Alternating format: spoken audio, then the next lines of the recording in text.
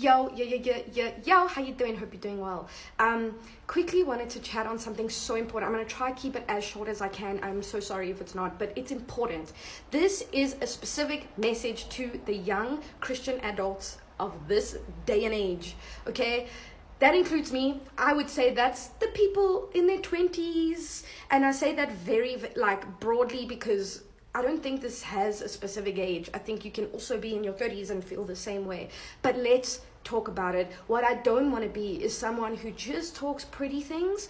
And I'm not here to just encourage you with things that make you feel good. It's actually, let's talk about the difficult things, because there's still encouragement in that. We're not a hopeless people. We know Jesus, so there's hope. Let's talk about it. This age, specifically, for context, I'm 26, single, don't have a partner, full-time in ministry. It's the broad picture. Anyway, this age has been so different to my teenage years, to any other stage in my life. Never have I ever been this kind of everywhere. I think it is a chaotic thing, and it doesn't have to be, but for me personally, it is unlearning a lot of things I thought, and learning new things and persevering through very difficult things. All of that, it is a weird stage of life, and I don't think we talk about the fact that, so for example, before I got saved, I had a whole timeline of my life. By this age, I'm going to do this. By this age, as we know, because I'm sure most of us have that same timeline or had that same timeline. I got saved. I started to know Jesus. My life completely shifted, and things I never thought I would do, I did, and the other way around. But what we don't talk about is the grief of what you thought would be and what hasn't come to pass and all of that. And I think that, I don't know where it's come from, but somehow we almost think that we get brownie points in heaven for being okay when we're actually not okay. You know, like hiding things is actually holy. And I don't agree with that. I think that we need more conversation like this that's honest. Especially, it must reach the non-Christians. This must reach the non-Christians. And I say that because we're not here to go, I'm perfect. That is not our ministry. That is not our message. Our message is we are people who need Jesus. So let's talk about it. Know what I'm not saying. This is what I'm not saying. I'm not saying we must sit in it and let it rule us, let all these emotions rule us. No. But what I am saying is, let's be real with where we're at. God can only meet us where we're at, not where we are not. Tongue twister. Anyway, so let's be real. Let's be real, because that is what testifies of His grace. When people look at you and go, I know her, and that is not how she was, and it's not this fake she's put together, because that will eventually come to the surface. All your stuff that is unhealed because it's been hidden will come to the surface, and they'll go, you see, and that's why I don't follow Jesus. They don't look at you and go, that's why I don't trust in you. They go, this is why I don't trust in the God that they talk about, because they're not even really healed. So let's talking, getting it out in the light. This is what heals people, right? Because what I've noticed personally is I thought I was the only one going through this thing until I started talking. And people, it's every second person. It's every second person almost that I've met in my age group and around my age group that are going through this. There's an epidemic of loneliness.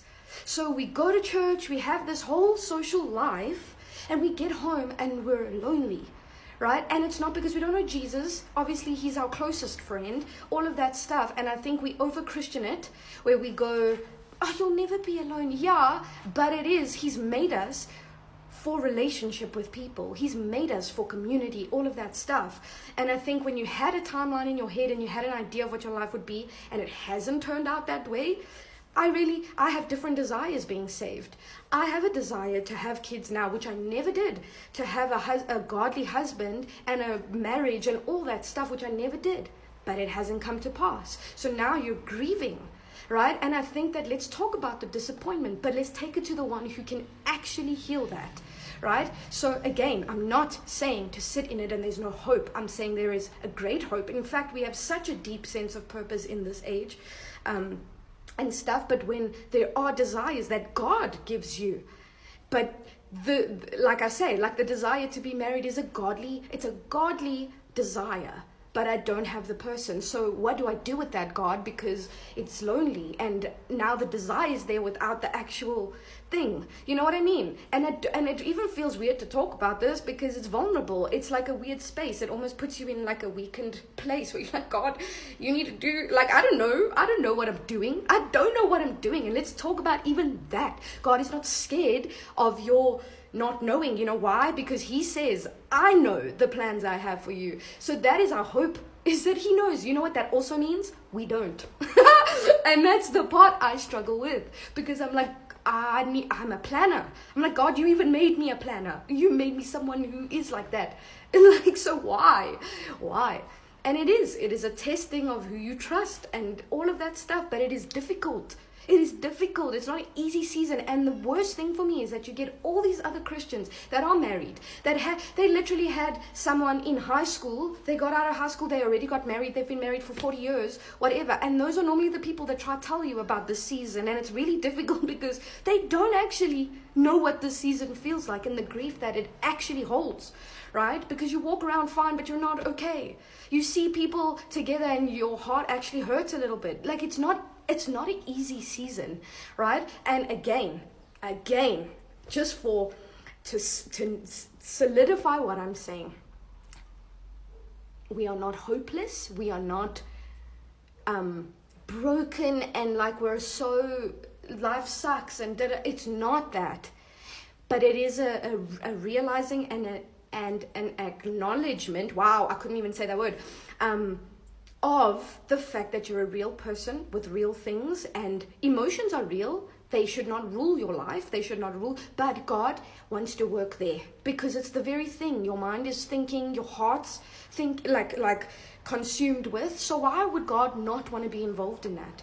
How we're hiding things from him and thinking we're getting away with hiding things, it makes me laugh, because I'm just like, imagine, think about it. For the people that are watching this that are parents, or if you've even made it this far, that have kids, that have a husband, whatever, if your child came to you and said they're great, all of this, and you found out somehow that they're not, would you not be really saddened by that they would try to hide their sadness from you, or their disappointment, or their thing? Imagine, you want them to come to you as honest as they can. So in the same way, God is like that. Let's be real, right? And young adults that are in this same predicament, there is hope.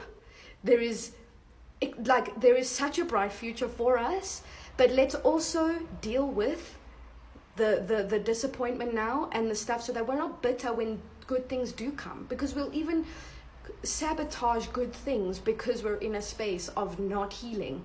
So in the time that you are single and you've got this, let's use this time effectively to deal with certain things. Let God be working in this time. Let's not let it be empty time, because when that person does come to then marry, you're actually ready for it. You know what I mean? Because I think we can also unready ourselves for certain things. Anyway, that's a whole other topic. I hope that this encouraged someone. I've actually recorded this like 3 times because every single time something else comes out and I don't know which one I want to post.